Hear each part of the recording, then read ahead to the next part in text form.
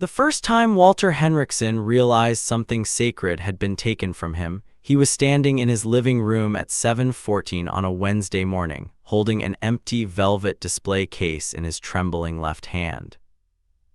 The glass was on the floor, the little brass latch had been forced, and the medal he had been given 74 years earlier in a hospital bed on the island of Oahu, with shrapnel still being pulled from his shoulder, was gone. Walt didn't yell, he didn't curse, he didn't call the police. He just stood there in his slippers in the gray light coming through his late wife's lace curtains, and he closed his eyes. And in the quiet of that little house on Live Oak Lane, in a town nobody outside of North Carolina has ever heard of, a clock began to tick. Because the man who lived next door, the spoiled, silk pajama-wearing little prince who had stolen that purple heart sometime in the dark hours of the previous night, had no idea what he had just done. To understand what happens next, folks, you need to understand the place. Magnolia Ridge, North Carolina, about 12 miles inland from Wrightsville Beach.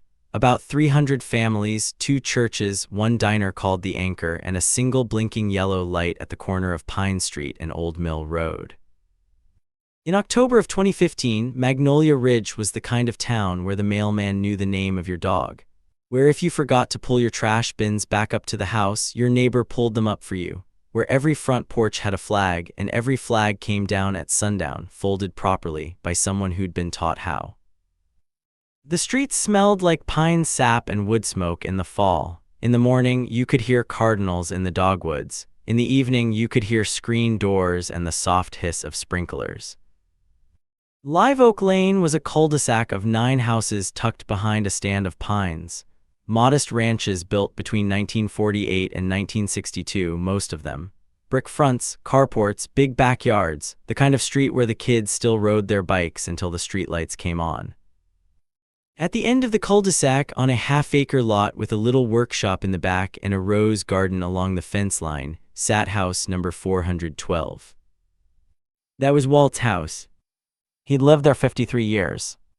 Let me tell you about Walter J. Henrickson. Born July 14, 1924, in a coal town just outside of Scranton, Pennsylvania, the youngest of 6.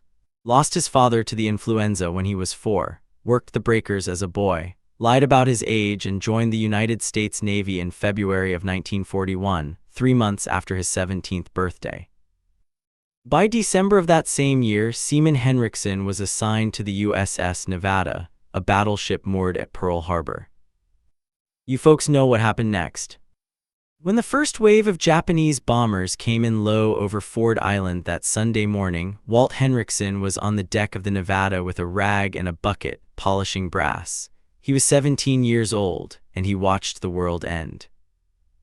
A bomb hit 40 feet from him. The shrapnel that tore into his right shoulder and the side of his neck would stay with him until the day he died. He never got it all out. The doctors said it was too close to the artery to dig for. Some of it was still there 8 decades later when this story takes place. But Walt Henrickson didn't go home after Pearl Harbor. He stayed in Korea, then a desk in Norfolk, then Cuba during the missile crisis. He retired in 1962 as a chief petty officer with 21 years of service, a Purple Heart, a Navy Good Conduct Medal, and the kind of quiet, settled posture you only see in men who have stood watch over something larger than themselves. He met a leaner in a coffee shop in Wilmington in 1947, married her in 48. Bought the house at 412 Live Oak Lane in 1962, the same week he hung up the uniform. Together they raised 1 son, James, now an architect in Charleston. They had 1 grandson, Tyler, 28, a software engineer up in Raleigh. Alina passed in the spring of 2008, cancer. Walt had been alone in the house for 7 years on the morning this story really begins. He was 90 years old. He had a slight tremor in his right hand from a small stroke 5 years earlier. He walked with a cane on bad days. He still drove his 1994 Ford F-150, but only to the diner and back. He still tended Alina's roses every morning the way she'd taught him. He still took his coffee black with 1 piece of dry toast at exactly 6:30. He was the kind of man who waved at every car that went by his porch. He was the kind of man who, if a kid's bicycle chain broke out front, would come out with a wrench and a Coke and not let them leave until they had both. He was the kind of man you'd want for a grandfather. He was about to find out who his new neighbor really was. The house next door, 414 Live Oak Lane, had belonged to Margaret Whitfield for 22 years. Margaret was a widow in her 70s. She and Walt had been quiet friends. She brought him casseroles after Heir died. He raked her leaves. She knitted him a scarf one Christmas that he wore every winter.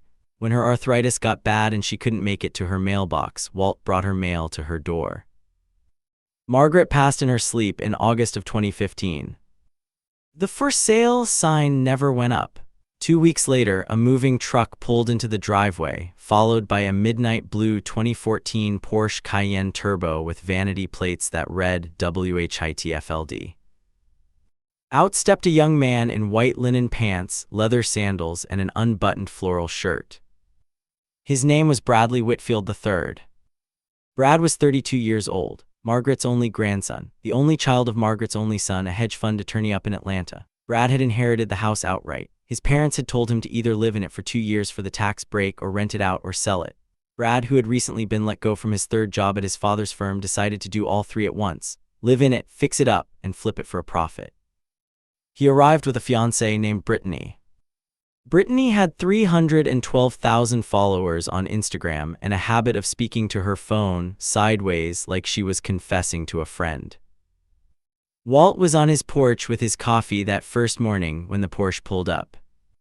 He raised his mug, he nodded, he smiled. Brad looked right past him. Brad walked over to Margaret's old rose hedge, which Walt had been quietly tending since she got sick, because he knew how much they meant to her, and he pointed at it and said, loud enough for the whole street to hear, "First thing's gotta go, looks like a cemetery." Walt set down his coffee. He didn't say anything. He just looked at the boy, looked at him for a long, long second. You see, folks, in the Navy they teach you something called situational awareness. They teach you to read a room, to read a man, to know in the first 30 seconds you meet someone whether they will hold the line beside you or whether they will run. Walt knew he knew right then. But Walt was also a man who believed in giving people a chance. So he picked up his coffee, he went inside, and he made a note, a small one, in the back of the leather notebook he had kept since 1962, that read, "New neighbor Bradley Whitfield III, watch." The first real trouble started 10 days later. Walt was outside before dawn, watering the roses, when he heard a sharp metallic crack from the front yard. He came around the side of the house with his cane. Brad's Porsche had pulled into Walt's driveway, looped around to back out, and crossed onto the lawn, onto the corner where Heir's prize tea roses had been blooming for 40 years. 3 of them were flat, snapped at the base. Brad was already getting out of the car on his phone, laughing about something. He saw Walt and waved a hand without looking. Walt walked over slowly. "Son," he said, "you drove over my wife's roses." Brad glanced down, he shrugged. "Oh yeah, sorry old-timer, they'll grow back, right? Roses are like they grow back." Walt looked at him. "Those were 40 years old." "Right, yeah, sorry, I'll be more careful." Brad was already walking away. "Hey, by the way, your shed is like really ugly. Have you thought about painting it?" He went inside before Walt could answer. Walt stood on the lawn for a long time, looking at the broken stems. Then he went inside and he called his son James. "You all right, Pop?" "Just checking in," Walt said. "How's the family?" He didn't mention the roses. Direct hit. Now let me pause here and ask you something, folks. Have you ever tried to be reasonable with someone who has absolutely no interest in being reasonable? Have you ever tried to teach manners to a grown adult who never learned them as a child? Tell me in the comments, I want to hear your stories. Because what just happened to Walt, this happens to good people every single day, and most of the time the good people just swallow it. They take the loss, they move on. Walt swallowed it that day. But the leather notebook on the kitchen counter that night got another line. October 4th, 6:14 a.m., drove over Heir's roses, did not apologize. The next 2 months were a slow grind. The contractors Brad hired showed up at 6:30 in the morning with concrete saws and a country radio station turned all the way up. They worked until 8 at night. A pile of construction debris grew along the property line, broken drywall, old toilets, splintered cabinetry pressed right up against Walt's chain-link fence.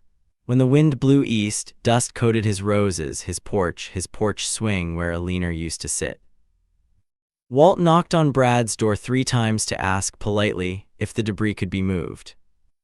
The first time nobody answered. The second time Brittany answered, said, "Oh totally, I'll tell him," and shut the door.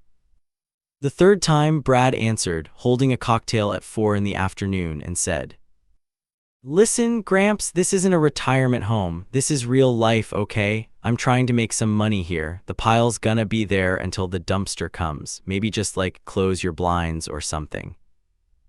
He shut the door. Then it was the dog. Brad and Brittany owned a French bulldog named Bentley. Brad never walked him. He would just open the back door and let Bentley out into the yard. Bentley figured out within a week that there was a low spot in the chain-link fence between the 2 properties and he could squeeze under it. And on the other side was a paradise of soft dirt and rose bushes and a kind old man who would give him pats and a biscuit before walking him home. Walt didn't mind the dog was innocent. But Bentley's claws and Bentley's burrowing destroyed 2 more rose bushes that fall. Walt patched the fence himself. Then it was the false complaint to code enforcement. A young woman from the county showed up one Tuesday morning with a clipboard and a worried face. She had received an anonymous report that the dilapidated structure in Walt's backyard, meaning his workshop, which he had built with his own hands in 1971, was a fire hazard and should be condemned. She walked the property with him. She saw the workshop, the hand-cut cedar shingles, the tight joinery, the immaculate workbench inside, the row of his late wife's gardening tools hanging in perfect order on the wall. She apologized, she left. She knew exactly who had filed that complaint. Walt knew too. But here is the moment, folks, that planted the seed for everything that happened later. 2 weeks after the code enforcement visit, Brad came over. Brad was, in his own twisted way, trying to be friendly. He'd realized, through Brittany's online research, that Walt was a Pearl Harbor veteran, and Brad had a documentary idea. He wanted to interview Walt for a content series about America's Greatest Generation meets Gen Z hustle culture. Walt almost said no. But Walt was lonely, and Brad was, technically, his neighbor. And Walt's mother had taught him 90 years ago in a Pennsylvania kitchen that you don't slam the door on a neighbor. So Walt let Brad in. He showed him photos. He showed him his uniform hanging in a garment bag in the hall closet. He showed him the framed citations on the wall. And he showed him the medal. The Purple Heart sat on the mantel above the fireplace in a small wooden display case Aliner had made for him in 1972. Velvet backing, a brass latch, glass front. "That's the one," Walt said quietly. "That's the one that matters." Brad leaned in. "Does it have any value, like resale value?" Walt looked at him. He shouldn't have answered. But he did. "It's worth a lot to me, son. It's the only one of its kind. My commanding officer, Lieutenant Pritchard, hand-engraved the silver edge himself the day I got out of the hospital in Pearl. My name and the date." He pointed. "Right there along that beveled edge. Walter J. Henrickson, USN, December 7, 1941. Pritchard died at Midway 6 months later. So, yeah, there isn't another one in the world." Brad nodded slowly. He took a picture of the medal with his phone. "Cool, man, cool." He left 30 seconds later. He never came back to do the interview. Direct hit now, folks. Write this part down in your mind. The hand engraving, the silver edge, the name and the date, because that one detail, that one quiet line that Walt should never have shared with that young man, that detail is going to come back around like a hammer in the 3rd act. Mark my words. It happened on a Thursday in late October. A gray Thursday, the kind of October day in coastal North Carolina where the sky is the color of pewter and the wind off the ocean carries just a hint of cold. Walt left the house at 9:30 in the morning the way he did every Tuesday and Thursday in his old F-150 to drive the 4 miles into town to the Anchor Diner. There he had coffee with 3 other men, Earl Cobb, an Air Force vet, Jim Tate, a retired electrician, and Pastor Dale Whitford, who ran the Little Baptist Church on the corner of Pine and Magnolia. They sat in the same booth, they ordered the same thing, they talked about the same nothing they had been talking about for 20 years. Walt got home at 11:48 a.m. The first thing he noticed was that the side door, the one off the carport, the one nobody used except the meter reader once a month, was hanging slightly open. He stood in the carport for a moment. He set his keys on the workbench beside the door. Then he went inside. The house was quiet, the clock on the mantel ticked. He walked into the living room. The wooden display case lay on the hardwood floor, glass shattered. The brass latch was bent backward, broken, the velvet inside empty. Walt picked it up with his left hand, his right was trembling. He looked at the mantel. His Navy Good Conduct medal was still there. His Pearl Harbor commemorative pin was still there. The framed photo of him, age 17, in his white sailor's uniform on the deck of the Nevada in November of 1941, still there. Only the Purple Heart was gone. Only the one with the engraving. Walt sat down in his recliner, the leather creaked. He had sat in that same recliner every evening for 38 years. He didn't call the police. He didn't call his son. He just sat there. He picked up the small framed photograph on the side table, a leaner at 22, standing in front of a Wilmington diner in the spring of 1948, smiling at a camera he had been holding. He looked at her for a long time. Then he set the photograph down, he folded his hands in his lap, and he closed his eyes. Direct hit if you, the audience, are sitting there right now thinking that Walter Henrickson, 90 years old, slight tremor in his right hand, a man who had buried his wife 7 years earlier, was about to give up and just let this go. Then friend, you have never met a man like Walter Henrickson. Because in that recliner with his eyes closed, in the quiet of that gray October afternoon, Walt was not grieving. Walt was planning. That night, Walt picked up the phone and called his grandson Tyler in Raleigh. He did not call the police, not yet. Tyler, he said, couple years ago you put some cameras up around the house, said it was for safety, you remember those. Tyler was quiet a moment. Yeah, Pop, yeah, they're still up. They still on. They're still on, Pop, they record to the cloud. I can pull up any moment of any day from the last 24 months. Why, what happened? Walt told him. There was a long silence on the other end of the line.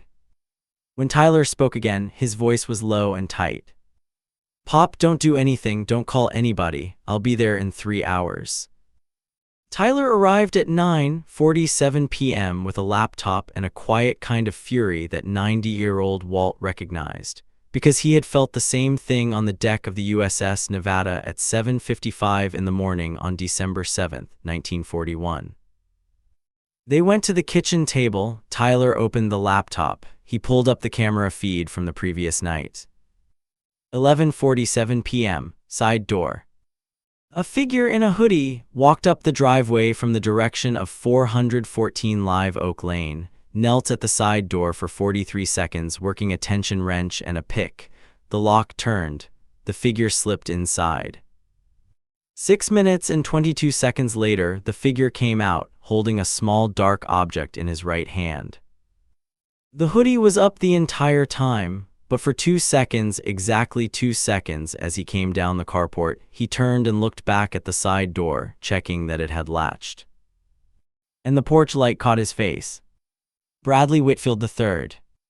Tyler froze the frame. Walt stared at the screen for a long time. Then he said quietly, "All right, that's good, now turn it off. Pop, we need to call the police right now tonight." "No." Tyler looked at him. "Pop, he stole your medal."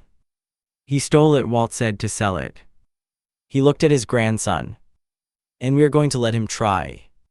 You see, folks, here is what Bradley Whitfield III did not know about the man who lived next door. Walt Henrickson had been a Pearl Harbor survivor for 74 years, and in those 74 years he had been a member of the Pearl Harbor Survivors Association. He had been to every reunion. He had spoken at schools and at memorials and at dedications, and he had built over those decades a brotherhood of men, Navy, Marine, and civilian, who had stood with him at the edge of that harbor. His closest friend from those decades was a man named Earl Mac McAllister. Mac was a retired senior chief who now served on the board of a Maritime Heritage Foundation in Norfolk, Virginia. Mac knew every military dealer, every auction house, every reputable pawnbroker, and every coin shop from the Chesapeake Bay down to the Florida Keys. They moved decorations among themselves. They watched for stolen pieces. They had a network. Walt called Mac at 6:30 the next morning. "Mac need a favor." He told him what had happened. He gave him the description. Walter J. Henrickson, USN, December 7, 1941, hand engraved on the silver beveled edge. Mac said 2 words. "On it."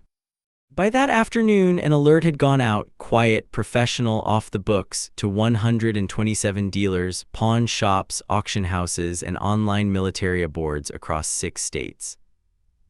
If a Purple Heart with that exact inscription surfaced anywhere, call Mac. Then call the FBI. Then sit on it. Direct hit. And let me ask you something, folks. How many of you watching right now even knew that something like that existed? A whole brotherhood of veterans watching for stolen metals, protecting each other across state lines, no badges, no paperwork, just a phone tree built on 70 years of mutual respect. Drop a comment if you're a veteran or you love one. Let's see how many of us are out there tonight. And so Walter Henrickson, 90 years old, sat in his recliner. And he waited. 9 days later, on a Saturday morning, the metal walked into a pawn shop in Myrtle Beach, South Carolina. The shop was called Coastal Coin and Antique. It sat on a strip of Highway 17 about a mile inland from the beach.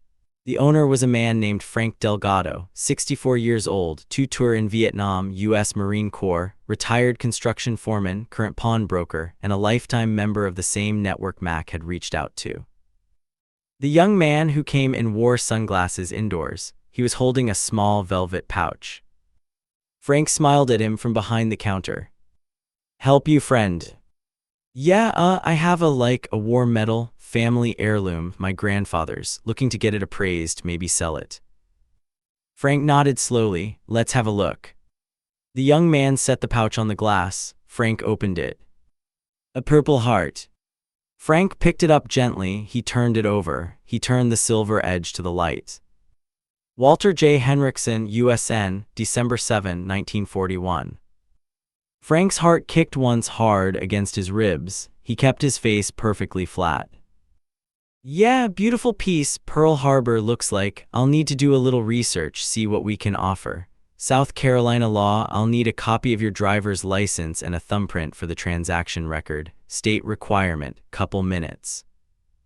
The young man, who was Bradley Whitfield III, handed over his Georgia driver's license without thinking twice. Frank made a copy, took the print.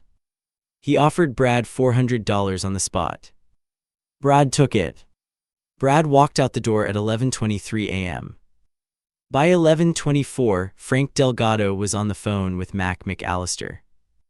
By 11:31, Mac was on the phone with a special agent at the FBI field office in Charlotte, North Carolina. By 12:15 p.m. that same Saturday, the metal was in a sealed evidence bag.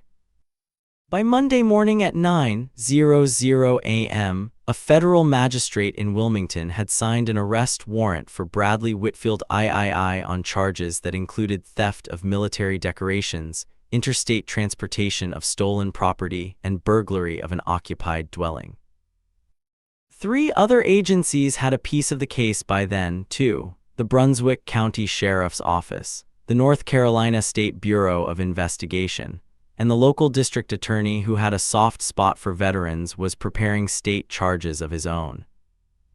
Tuesday morning, October 27, 2015, 7:42 a.m. A clear blue sky, 46 degrees, the smell of wood smoke from somebody's chimney drifting down Live Oak Lane. Walt was on his porch with his coffee. 2 unmarked Crown Victorias and a Brunswick County Sheriff's SUV pulled up to 414 Live Oak Lane. Doors opened. 6 men in dark windbreakers walked up the driveway. 2 were FBI, 2 were SBI, 2 were sheriff's deputies, 1 carried a folder, 1 carried handcuffs. The doorbell rang. Brad opened the door in a pair of silk pajamas and an open robe, holding a green smoothie, his hair up in a top knot. The smoothie hit the porch. Brittany was filming in the foyer when she heard the words, "You are under arrest." She was filming, she said later, for morning vlog content. The footage she took went viral within 48 hours, but not in the way she had planned. Brad was walked out in handcuffs at 7:51 a.m. Across the street, neighbors were on their porches. Curtains were pulled back. A WECT-TV news van, tipped off the night before by a friend of a friend at the Maritime Museum, was parked at the corner of Live Oak and Pine, camera rolling. Walt didn't watch. He was in his garage workshop sanding a small cherrywood jewelry box he was making for his great-niece's 12th birthday. The radio was on, low, a Braves game from the previous night replay. The smell of cedar shavings filled the workshop. He heard the car doors slam, he heard the engines start, he heard the cars drive away. He didn't go to the window. He just kept sanding. 3 weeks later, the civil suit was filed. Conversion, trespass to chattels, intentional infliction of emotional distress. 8 months after that, after Brad's parents fired 3 different lawyers, the matter settled. $312,000. Plus the immediate return of the medal. Plus a written, public, notarized apology read aloud in court by Bradley Whitfield III in front of Walter J. Henrickson and a courtroom full of veterans from the Cape Fear chapter of the Pearl Harbor Survivors Association. Brad cried. Walt did not. The day Brad was arrested, the street went quiet in a way it had not been quiet in months. No country radio, no concrete saws, no Brittany shouting at her phone in the front yard, no Porsche revving in the driveway, no Bentley barking at the back fence. Just the wind in the pines and the soft creak of Walt's porch swing, where Walt sat that evening with a cup of coffee and watched the sky turn pink behind the dogwoods. The neighbors started coming over around 4 o'clock. Mrs. Beasley from across the street with a casserole. The Patel family from the corner with a plate of samosas. Pastor Whitford and his wife, old Earl Cobb in his Air Force ball cap. Even the kids, 3 little girls from the Henderson family at number 408 who came up the porch steps single file and stood there silently, and the oldest one held out a small bouquet of marigolds from her mother's garden. Walt thanked them all. He put the food in the refrigerator. He put the marigolds in a glass on the kitchen table. Then he went back to the porch. He sat there until the sun went down. He didn't say anything, he didn't need to. Within 48 hours, Brittany broke off the engagement on Instagram. She made a tearful 7-minute video about growth and red flags I missed and the importance of choosing partners aligned with your values. She did not mention the medal once. Within a week, Brad's parents, the hedge fund attorney father and the country club mother, issued a written statement through their family lawyer disowning their son's actions, distancing themselves from his personal choices, and announcing that they would be selling the house at 414 Live Oak Lane. The for sale sign went up on a Tuesday. The house sold in 11 days, way under asking.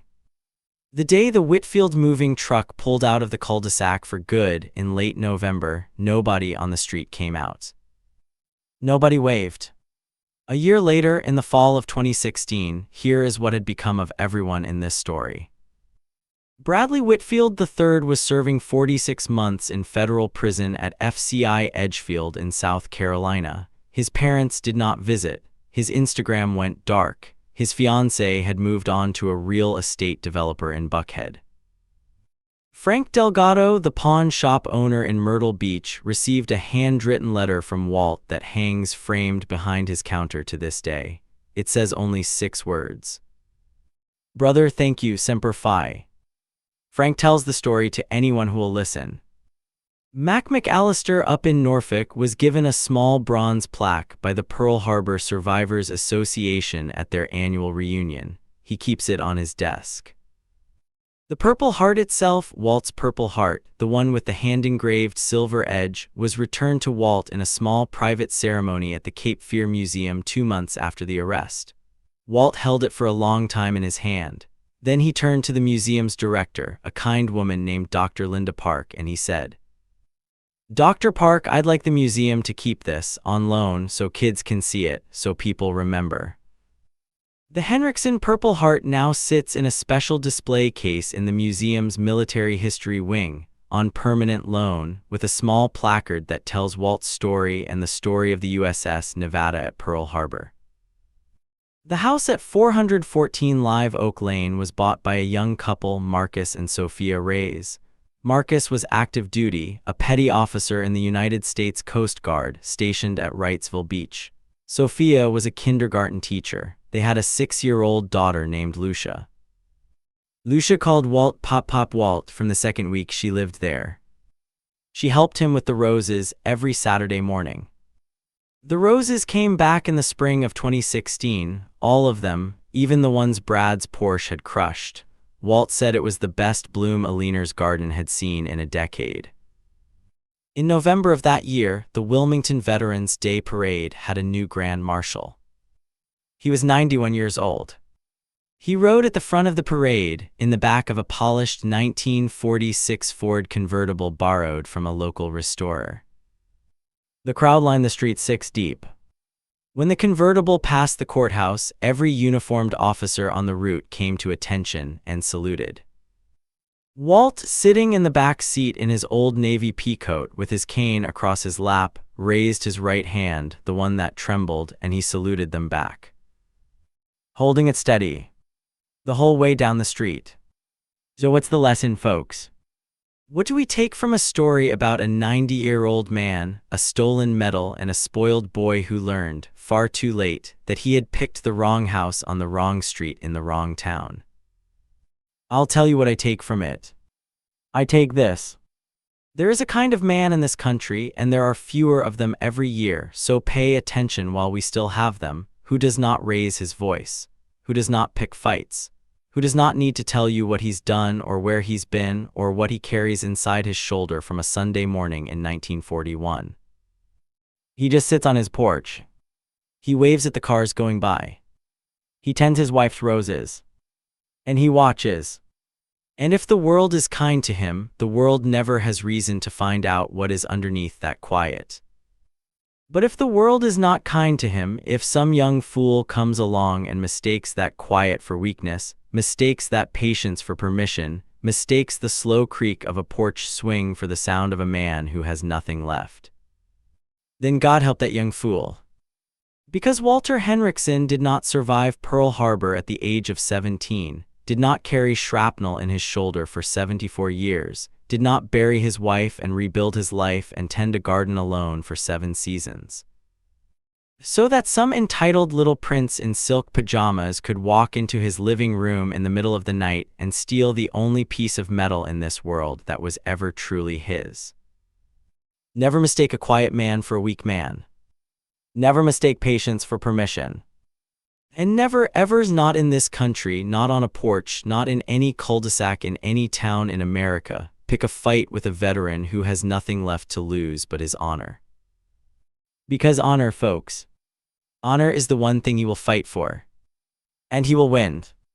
Walt Henrickson is, last I checked, in that little house on Live Oak Lane, still drinking his coffee black, still tending those roses. Lucia Reyes is older now. She still calls him Pop Walt. If you're ever driving down a quiet street in coastal North Carolina and you see an old man on a porch in the morning sun, raising a coffee cup to your car as you go by, wave back. You never know who he is. You never know what he carries. And you never know what he could do if you ever made him. Direct hit. Thank you for listening, folks. If this story moved you, if it reminded you of someone you know, if it made you proud, do me one favor, leave a comment. Tell me about the quiet veteran in your own life. The grandfather, the neighbor, the old man at the diner. Tell us their name. Let's honor them together. This story is inspired by real events and public court records. Names, locations, and specific details have been changed or dramatized for storytelling purposes. Any resemblance to real individuals is coincidental.